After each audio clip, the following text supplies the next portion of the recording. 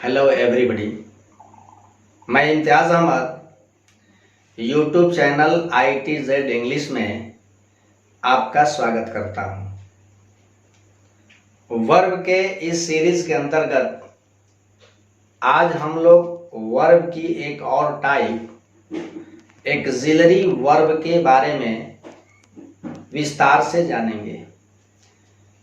जैसा कि आप सबको पता है कि वर्ब सीरीज के अंतर्गत मैंने डिफरेंट टाइप्स की जो क्रियाएं होती हैं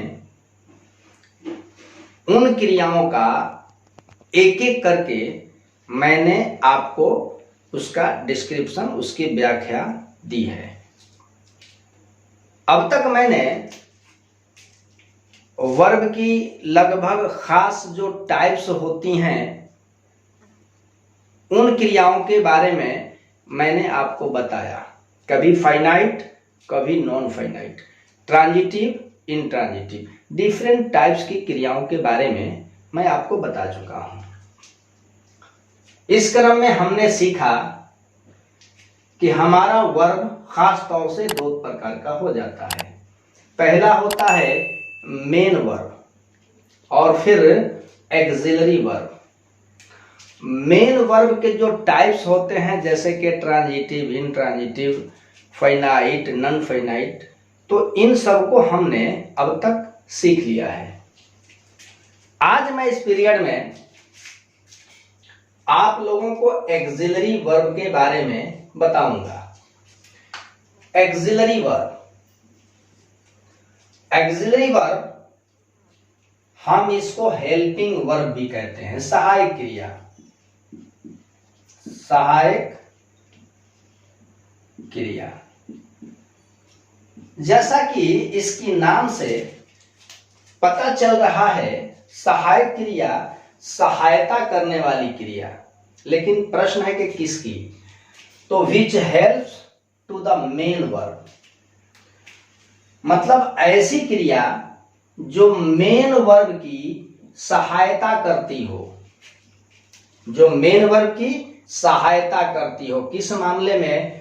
तो टेंस को बनाने में, वॉइस को बनाने में, या फिर मूड को बनाने में, या डिफरेंट टाइप्स की जो हम कॉम्बिनेशन ऑफ वर्ब्स करते हैं वहां हमारी सहायक क्रिया मेन वर्ब की सहायता करती है, मदद करती है।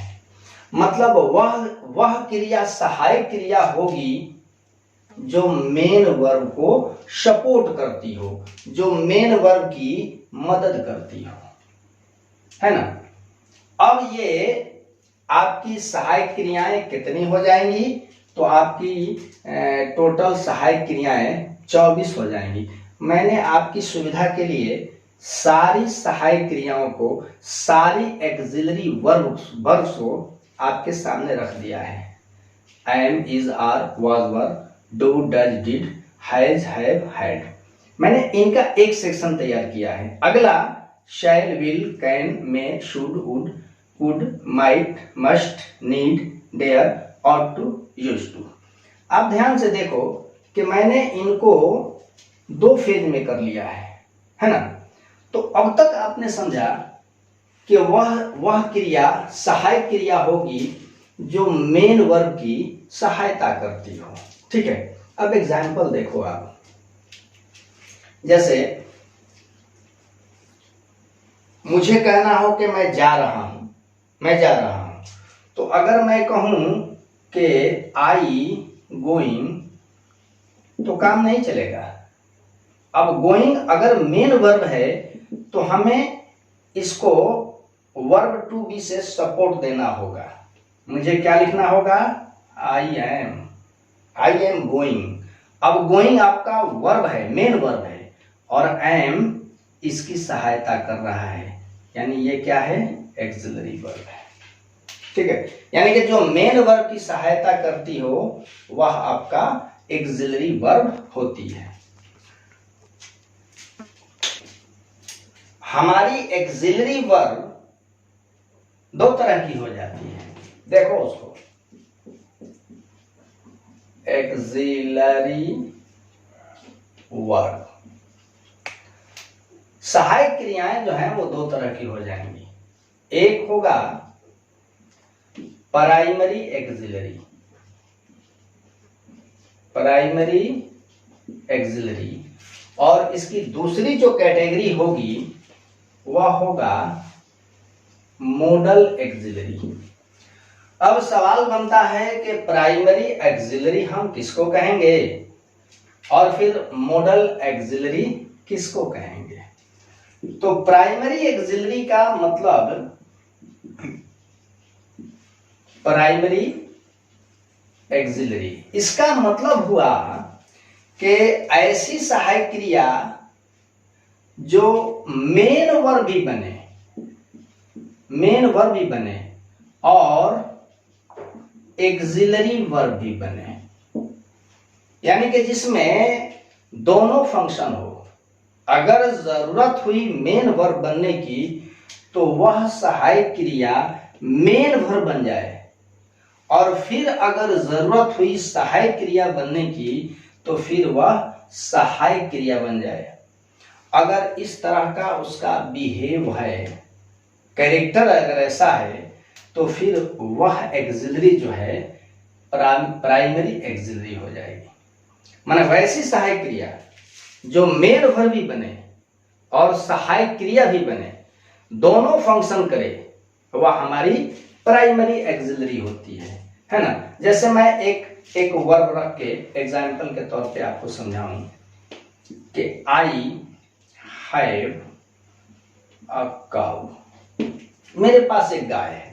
अब हैव जो है आपका ये सहायक क्रिया नहीं है ना। ऐसे होता क्या है कि जब कोई एक सहायक क्रिया मेन वर्ब का काम कर दे, यानी कि उसका प्रयोग अगर हम मेन वर्ब की तरह कर दें तो वह सहायक क्रिया मेन वर्ब बन जाती है, सहायक क्रिया नहीं होती है। यानी कि हैव यहाँ क्या है, मेन वर्ब है। ठीक है, हैव का प्रयोग यहाँ हमने मेन वर्ब के रूप में किया है। अब हम इसको सहायक क्रिया बनाते हैं। जैसे I have seen a lion, मैंने शेर देखा है। अब यहाँ सीन जो है आपका मेन वर्ब है, जिसकी मदद कौन कर रहा है, तो हैव कर रहा है। यानी कि हैव सीन की सहायता कर रहा है, अर्थात ये क्या है, एक्सिलरी वर्ब है। आपने देखा कि हैव कहीं मेन वर्ब बन रहा है और हैव कहीं सहायक क्रिया बन रहा है, और मैंने कहा कि ऐसी सहायक क्रिया जो मेन वर्ब भी बने और फिर सहायक क्रिया भी बने, उस तरह की हम एक्सिलरी को प्राइमरी एक्सिलरी कहते हैं। क्या कहते हैं, प्राइमरी एक्सिलरी। और प्राइमरी एक्सिलरी में हमारी 3 क्रियाएं आती हैं। कितनी क्रियाएं, पहली क्रिया इसकी होती है टू बी, होना क्रिया। दूसरी होती है टू हैव, और तीसरी होती है टू डू।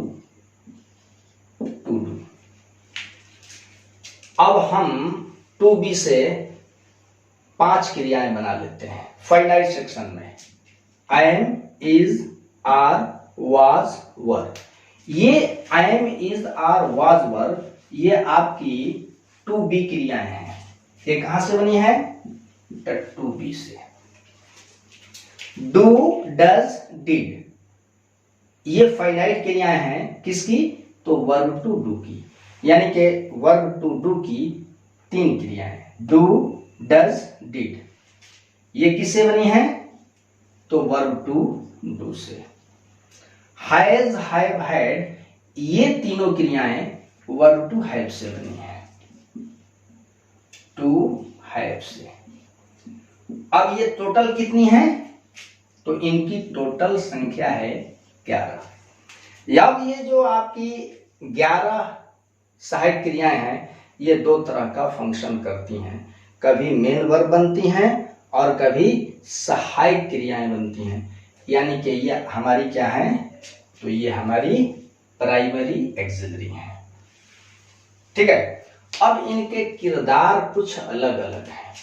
अगर मान लीजिए हम देखना चाहें कि हम इनका कहाँ कहाँ यूज करते हैं, तो थोड़ी सी समीक्षा करते चलो कि अगर टू बी नहीं होता तो फिर कोई भी कॉन्टिन्यूअस टेंस नहीं बनता।